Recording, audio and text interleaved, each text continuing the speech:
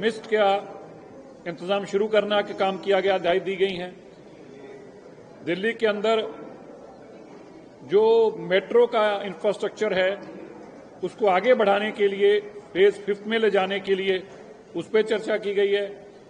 2028 तक दिल्ली के अंदर कितने हजार बसों की जरूरत है उसकी स्टडी करके उतने बड़े बस टर्मिनस बनाने की बात, यमुना जी की सफाई को और पुख्ता करने के लिए दिल्ली के अंदर जो बायोगैस प्लांट्स हैं उसको लगाने की, इंडस्ट्रीज के ऊपर, सबके ऊपर उनका वेस्ट को कंट्रोल करने के लिए ईटीपी लगाने की बात, एसटीपीस लगाने की बात, ये सारे के सारे प्रोसेस को आज टाइमलाइन के साथ माननीय मुख्यमंत्री जी ने तय कर दिया है।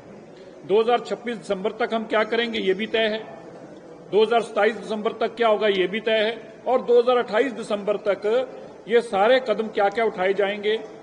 उसके अंदर ईवी बसेस से लेकर, ईवी इंफ्रास्ट्रक्चर क्रिएट करने से लेकर, लास्ट माइल कनेक्टिविटी से लेकर, नए मेट्रो स्टेशन के नीचे प्रॉपर पार्किंग इंफ्रास्ट्रक्चर हो, क्योंकि मॉल के अंदर जो मॉल खोले जा रहे हैं मेट्रोस के अंदर वो ऊपर जाएं, ग्राउंड फ्लोर के ऊपर खाली और फर्स्ट फ्लोर पे जितनी मैक्सिमम पार्किंग की जरूरत है वो पार्किंग की जरूरत हो, जितने ई ऑटोस हैं उनकी नंबर पूरे हो जाएं, लास्ट माइल कनेक्टिविटी के लिए ऐप का इजहार किया जाए, जो कंस्ट्रक्शन वेस्ट है जिसको मलबा कहते हैं उसको भी संभालने के लिए दिल्ली की 250 वार्ड्स के ऊपर 250 मलबा स्पॉट्स, वाला तो 500 का है माननीय मुख्यमंत्री जी ने, लेकिन 250 का इमीडिएट इंतजाम करना है।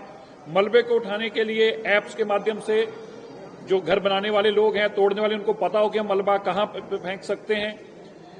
दिल्ली के अंदर जितना कूड़ा एमसीडी उठा रही है उसको भी और सरल करने का काम, कोई कूड़ा सड़क पे ना आए उसके लिए जो कदम उठाने हैं उसका भी आज काम किया गया।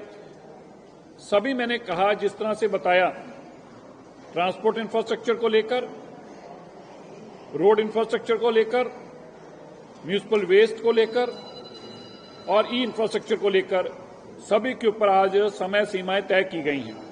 और मुझे बताना हुए बड़ी खुशी हो रही है कि माननीय मुख्यमंत्री जी ने आज और दिल्ली सरकार की तरफ से एमसीडी को और पैसे दिए हैं, जिसके तहत पहले 70 एमआरएस आ रहे थे, अभी माननीय मुख्यमंत्री जी ने तय कराया कि 250 एमआरएस, मतलब दिल्ली के अंदर लगभग 180 और एमआरएस एमसीडी को देने के लिए भी आज माननीय मुख्यमंत्री जी ने ऐलान किया है। तो इससे मुझे लगता है कि दिल्ली की डस्ट मिटिगेशन के ऊपर बहुत बड़ा काम होगा। जैसे मैंने बताया कि मिस्ट के माध्यम से सभी हॉटस्पॉट्स के साथ साथ अब ट्रैफिक हॉटस्पॉट्स और मेजर रोड्स जिनके ऊपर भी PM 2.5 ट्रैफिक का पोल्यूशन रहता है उसको रोकने का कामयाब भी किया गया। ये आज के जो कदम उठाए गए हैं बड़े हिस्टोरिकल हैं।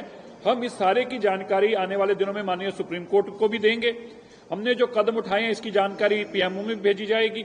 हमने इस कदमों से चलते हुए दिल्ली को शॉर्ट टर्म, मीडियम टर्म और लॉन्ग टर्म तीनों के तरीके से किस तरह से पोल्यूशन को रोका जाएगा, इसके सार्थक कदम उठाने के आज जो कदम लिए गए हैं, मुझे विश्वास है कि दिल्ली अपना पोल्यूशन कम करने में जरूर कामयाब होगी। इसके साथ और ज्वाइनिंग स्टेट्स के साथ भी हमारी बैठकों का दौर शुरू किया जाएगा। माननीय हमारे जो केंद्रीय मंत्री हैं भूपेंद्र यादव जी के साथ मिलकर सभी सारे स्टेट्स भी जो हमने कदम उठाए हैं इसी तरह के कदम उठाने के लिए उनको भी कहा जाए, इस पे भी माननीय मुख्यमंत्री जी ने काफी एम्फेसाइज किया है। मुझे यकीन है दिल्ली, हरियाणा, यूपी और राजस्थान मिलकर दिल्ली का जो एयर शेड है इसको साफ करने में कामयाब होंगे।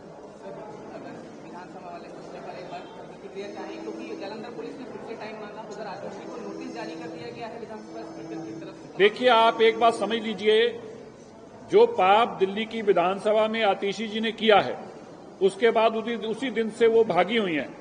वो ना तो विधानसभा को फेस कर पाई हैं, ना पब्लिक को फेस कर पाई हैं, ना मीडिया को फेस कर पाई हैं, और पंजाब पुलिस उनको बचाने पे रात दिन लगी हुई है। आज दोबारा से पंजाब पुलिस ने तीसरी बार टाइम मांगा है। जिस पुलिस ने मुकदमा दर्ज करने में 2 घंटे लगाए उसको ये बताने में कि मुकदमा क्यों दर्ज किया है, कैसे आपने जानकारी ली है, इसको बताने में कह रहे हैं हमें और टाइम चाहिए। पिछले 10 दिन से लगातार टाइम मांग रहे हैं। इससे आप समझ जाइए कि पंजाब पुलिस की नीयत कितनी बिगड़ी हुई थी। बेईमानी का काम उन्होंने किया है और अब विधानसभा को फेस नहीं कर पा रहे, बार बार टाइम मांग रहे हैं। मैं इसको फिर से दोबारा कह दूं, जिस पंजाब पुलिस ने 6 घंटों में मुकदमा दर्ज कर दिया, वो अगले 10 दिन में ये नहीं बताने के लिए सामने आ पा रही और लिखत में मांगा है उनसे कि उन्होंने मुकदमा कैसे दर्ज किया और किन मापदंडों पर दर्ज किया, ये जवाब नहीं दे पा रही।